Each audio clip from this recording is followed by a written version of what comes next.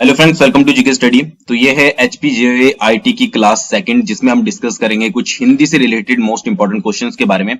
इससे पहले class one already हो चुके हैं, जिसमें हमने कंप्यूटर से रिलेटेड क्वेश्चंस को जो है वो डिस्कस किया था। अगर आपने नहीं देखी है तो ऊपर लिंक पर क्लिक कर जो है उसे आप जरूर देख लीजिएगा। और आज की इस वीडियो में हम बात करेंगे कुछ इंपॉर्टेंट हिंदी क्वेश्चंस के बारे में। उससे पहले अगर आप Himachal Pradesh state cooperative bank के असिस्टेंट मैनेजर का एग्जाम देने वाले हैं तो उसके लिए मॉक टेस्ट आप जो है वो परचेज कर सकते हैं और चेक कर सकते हैं कि आपकी तैयारी कितनी है। तो आपको करना क्या है कि डिस्क्रिप्शन में लिंक दिया गया है परीक्षा ऐप का, आपको परीक्षा ऐप से जाकर जो है वो डाउनलोड कर लेना है परीक्षा ऐप को। और उसके बाद क्या है कि आप अपने स्टेट के थ्रू जो है वो ज्वाइन कर सकते हैं और लॉगिन करके आपको सिंपल सा टेस्ट को सिलेक्ट करना है और उसमें जो भी आपको टेस्ट परचेज करना है उसको आप ज्वाइन कर लीजिए और कूपन कोड यूज करना है जीके स्टडी 40 का, जिससे आपको डायरेक्टली 40% का डिस्काउंट मिल जाएगा। और अगर आप असिस्टेंट मैनेजर का भी परचेज कर रहे हैं या फिर पुलिस कांस्टेबल का जो कि आने वाला एग्जाम है, तो आप जीके स्टडी 50 भी कर सकते हैं, जिससे आपको 50% का डिस्काउंट जो है वो मिलेगा।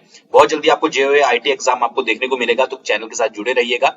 आपको जैसे ही उसके मॉक टेस्ट आएंगे आपको बता दिया जाएगा। तो यहाँ पर जितने भी मैंने क्वेश्चन लिए हैं वो हिमाचल हिंदी दर्पण से लिए हैं। हिमाचल हिंदी दर्पण आपको मैंने बुक पहले भी बताया था। अगर आप हिंदी सेक्शन की तैयारी कर रहे हो तो आप हिमाचल हिंदी दर्पण को जो है वो परचेज कर सकते हो नजदीकी बुक स्टोर से, जिसमें आपको हिंदी का पूरा डाटा जो है वो देखने को मिलेगा। तो आज के क्वेश्चन भी जो है वहीं से लिए गए हैं। सबसे पहला क्वेश्चन है, भाषा की लघुत्तम इकाई जो है वो क्या है। ठीक है, बिल्कुल बेसिक से यहाँ पर शुरुआत करेंगे। मैंने आपको पहले भी बोला था कि कंप्यूटर में भी हम बेसिक से शुरू करेंगे और हर सेक्शन में हम जो है वो बेसिक से शुरू करेंगे। तो यहाँ पर भाषा की लघुत्तम इकाई के बारे में, लघुत्तम इकाई के बारे में पूछा गया है। चार आपके पास ऑप्शन दिए गए हैं, तो इसका जो सही आंसर है वो है आपका वर्ण। ठीक है, वर्ण क्या होता है? भाषा की वह छोटी से छोटी ध्वनि या साउंड जिसको आप डिवाइड नहीं कर सकते, यानी कि जिसके टुकड़े नहीं हो सकते। वर्ण की अगर टोटल की बात करें कि कितने वर्ण होते हैं, तो वर्ण होते हैं आपके 44। तो अगर आपसे कभी पूछ ले जाए कि वर्ण कितने होते हैं, तो वर्ण होते हैं आपके 44। नेक्स्ट क्वेश्चन की बात करते हैं, हिंदी किस भाषा का शब्द है। ठीक है, हिंदी जो आपका शब्द लिया गया है वो किस भाषा से लिया गया है। ठीक है, तो वो लिया गया है आपका फारसी से। और जितने भी क्वेश्चन है वो किसी ना किसी एग्जाम में प्रीवियसली पूछे गए हैं, इसलिए मैंने यहां पर उनको ऐड किया है। बात करते हैं नेक्स्ट क्वेश्चन की, भारतीय संविधान की 8वीं अनुसूची में कुल कितनी भाषाएं हैं। ठीक है, आपको पता ही होगा जो भाषाओं के बारे में बताया गया है संविधान में वो 8वीं अनुसूची में बताया गया है। तो उसमें टोटल जो है वो कितनी भाषाएं हैं, तो वो है आपकी 22।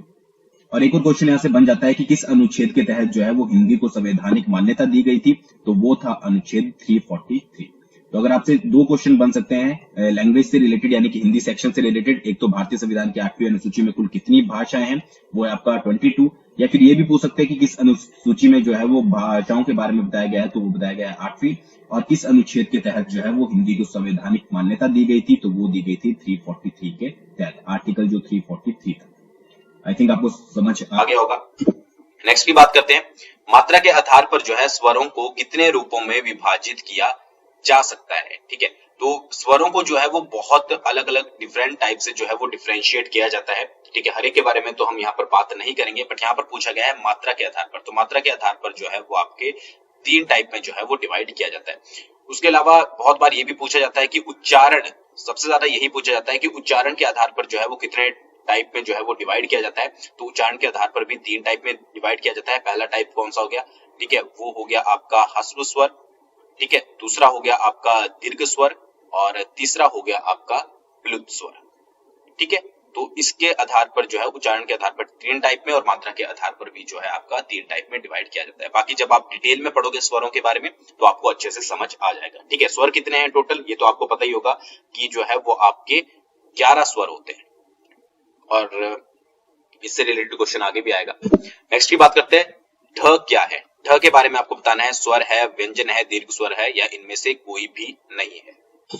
तो ढ आपका जो है वो व्यंजन है। ठीक है, नेक्स्ट क्वेश्चन की बात करते हैं, र और श वर्णों का उच्चारण स्थान कौन सा है। ठीक है, ये उच्चारण स्थान आपको सभी के आने चाहिए और इनमें से अगर क्वेश्चन बनता है तो आपको अलग से पता लग जाएगा। और कमेंट करके आप ये भी बता सकते हैं कि आपको हिंदी के इसी तरह से चाहिए या फिर सेपरेट टॉपिक्स पर जो है वो वीडियो एमसीक्यूज में चाहिए या फिर डिटेल में चाहिए, तो आपको जैसा सही लगे आप बता दीजिएगा। तो यहाँ पर पूछा गया है र और आपका जो श आता है, ठीक है, उस वर्णों का उच्चारण स्थान जो है वो कौन सा होता है, तो उनका होता है आपका मूर्धा। तो इन सभी उच्चारण स्थानों के बारे में आपको पता होना चाहिए, मूर्धा कौन सा होता है, ओष्ठ कौन सा होता है, कंठ कौन सा होता है, तालु कौन सा होता है, तो डिटेल में आपको अच्छे से पता होना चाहिए।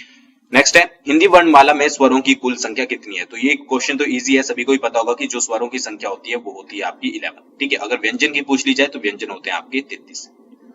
ठीक है, 33 व्यंजन और 11 आपके स्वर।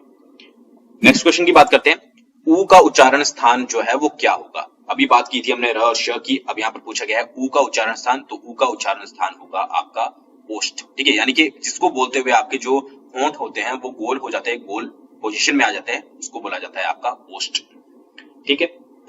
नेक्स्ट है, निम्न में से कौन सा वर्ण जो है वो महाप्राण है। यहाँ पर महाप्राण एक होता है आपका अल्प प्राण और एक होता है आपका महाप्राण, तो यहाँ पर महाप्राण के बारे में पूछा गया है, तो इनमें से जो आपका महाप्राण है वो है आपका स, ठीक है।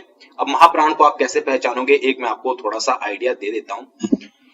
तो यहाँ पर जो आपका वर्ग होता है, ठीक है, यहाँ पर ये देखिए जो आपके वर्ग होते हैं, जैसे कि क वर्ग हो गया, च वर्ग हो गया, ट वर्ग हो गया और प वर्ग हो गया, ठीक है, उनमें से जो आपका सेकंड और फोर्थ होता है, ठीक है, ये आपका सेकंड है और ये आपका जो है वो फोर्थ है, तो ये कहलाए जाते हैं आपके महाप्राण, और बाकी जो बचे होते हैं वो होते हैं आपके अल्प प्राण। इसके अलावा भी और भी होते हैं, बट वो कभी हम फर्दर डिस्कस करेंगे जब आपकी कंप्लीट वीडियो डिटेल में बनेगी।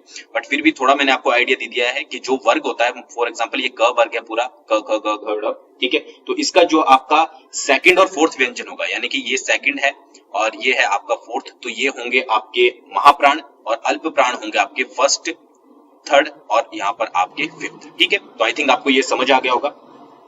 नेक्स्ट की बात करते हैं, निम्न में से कौन सा अल्प प्राण है, तो अल्प प्राण अब आपको समझ ही आ जाएगा कि इनमें से कौन सा जो है वो अल्प प्राण है, तो इसका जो सही आंसर है वो है आपका र, ठीक है। एक और चीज याद रखिएगा, बलाघात, बलाघात किसको बोलते हैं, बोलते समय अक्षर पर जो बल दिया जाता है उसको बलाघात जो है वो कहा जाता है, ठीक है, तो ये चीज भी आप याद रखिएगा। नेक्स्ट की बात करते हैं, ल और व कैसे व्यंजन है, ठीक है, ल और व जो है वो किस टाइप के व्यंजन है, तो ल और व हैं आपके सघोष व्यंजन, ठीक है, याद रखिएगा सघोष व्यंजन है। अब व्यंजनों को किस तरह से सघोष है कि अघोष है वो किस तरह से आप फाइंड आउट करेंगे, तो दोबारा से आपको वर्गों पे आना है, ठीक है, तो ये क वर्ग है, च वर्ग है, ट वर्ग है, प वर्ग है, यानी कि ये आपका क वर्ग, च वर्ग, ट वर्ग और प वर्ग। तो वर्गों का जो आपका थर्ड, फोर्थ और फिफ्थ होता है, ठीक है, यानी कि आपका जो थर्ड है, ठीक है, फोर्थ है और फिफ्थ है, ठीक है, ये जो होते हैं आपके सारे ये कहलाते हैं आपके सघोष। हर एक वर्ग का बोल रहा हूं मैं, ठीक है, ये भी थर्ड, फोर्थ और फिफ्थ, ठीक है, उसके बाद थर्ड, फोर्थ और फिफ्थ और फिर आपका थर्ड, फोर्थ और फिफ्थ, तो ये सारे क्या होते हैं आपके सघोष होते हैं। इसके अलावा आपका य हो गया, र हो गया, ल हो गया और आपका व हो गया और आपका ह हो गया, ठीक है, य, र, ल, व और ह, तो ये सारे जो होते हैं आपके सघोष होते हैं। और इसके अलावा क हो गया, ख हो गया, च हो गया, घ हो गया, छ हो गया, सॉरी, ट, ठ, प, फ और आपका स, श, स, तो ये सारे आपके क्या कहलाते हैं, ये कहलाते हैं आपके अघोष, ठीक है। बाकी जब कभी डिटेल में वीडियो बनाएंगे तो उसके बारे में डिटेल में अच्छे से बात करेंगे, बट मैंने आपको एक आइडिया दे दिया है कि किस तरह से आप इनको जो है वो पहचान सकते हैं। नेक्स्ट की बात करते हैं, कैवल्य का समानार्थी शब्द जो है वो क्या होगा। कैवल्य का पूछा गया है कि इसके समान शब्द क्या होगा, तो कैवल्य का होता है आपका निर्वाण, ठीक है, या फिर अपोजिट भी हो सकता है कि निर्वाण का समानार्थी शब्द क्या होगा, तो वो होगा आपका कैवल्य। नेक्स्ट क्वेश्चन की बात करते हैं, वात्सल्य का पर्यायवाची नहीं है, यहाँ पर नहीं है पूछा गया है, कौन सा इनमें से वात्सल्य का पर्यायवाची नहीं है, और ये क्वेश्चन जो है वो आपका एचपी जेओए आईटी एग्जाम 2017 में जो है वो पूछा गया है, तो इसका जो सही आंसर है वो है आपका विग्रह, ठीक है, विग्रह जो है वो वात्सल्य का पर्यायवाची नहीं है, याद रखिएगा, जेओए एग्जाम में पूछा गया है। नेक्स्ट है, कामदेव का पर्यायवाची शब्द कौन सा है, तो कामदेव का है आपका गंधर्व पर्यायवाची शब्द, ठीक है, और ये सभी प्रीवियस एग्जाम्स में पूछे गए हैं। नेक्स्ट क्वेश्चन आपका नमक का पर्यायवाची नहीं है। एक चीज ये जरूर देखिएगा कि नहीं है पूछा गया है या फिर है पूछा गया है, तो नहीं है का जो आंसर है वो है आपका रामरस, और बाकी सारे जो होते हैं वो आपके नमक के पर्यायवाची होते हैं, जैसे कि क्षार, लवण, सेंधा, सेंधा भी बोलते हैं, सेंधा नमक आपने सुना होगा, तो ये सारे जो है वो पर्यायवाची हैं। तो आई होप आपको आज की वीडियो पसंद आई होगी। आज की वीडियो में बस इतना ही, और कुछ इंपॉर्टेंट क्वेश्चन थे, बाकी आप कमेंट करके बता दीजिएगा। अगर आपको डिटेल में हिंदी समझनी है तो उसके लिए डिटेल में वीडियोस लेकर आए हैं, या फिर आपको सेक्शन वाइज यानी कि वर्ण के ऊपर सारे एमसीक्यूज या फिर संज्ञा के ऊपर सारे एमसीक्यूज चाहिए, ठीक है, तो आप उसकी तरह से भी वीडियो बना देंगे। तो जो भी आपका सजेशन होगा वो कमेंट कर दीजिएगा, और वीडियो पसंद आई हो तो एक लाइक, एक शेयर और चैनल को सब्सक्राइब जरूर कीजिएगा। थैंक्स फॉर वॉचिंग, बहुत जल्दी मिलेंगे नेक्स्ट वीडियो के साथ।